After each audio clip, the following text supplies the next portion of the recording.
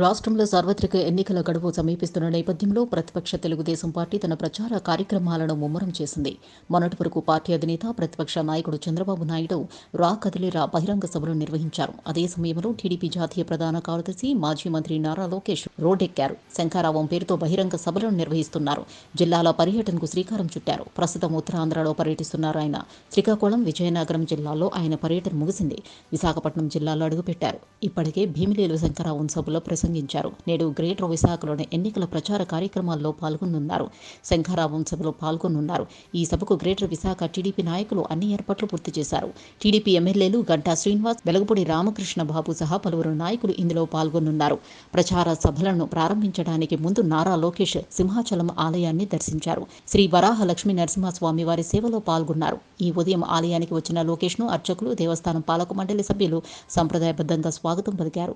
దర్శనానంతరం స్వామి తీర్థ ప్రసాదాలను అందజేశారు. ఈ సందర్భంగా ఆయన విలేకరులతో మాట్లాడారు. రాష్ట్రం సుభిక్షంగా ఉండాలని స్వామివారిని కోరుకున్నట్లు చెప్పారు. ఉత్తరాంధ్ర జిల్లాలో శంఖారావం బహిరంగ సభలకు పెద్ద ఎత్తున ఆదరణ లభించిందని, గ్రేటర్ విశాఖపై పట్టు నిలుపుకుంటామని అన్నారు.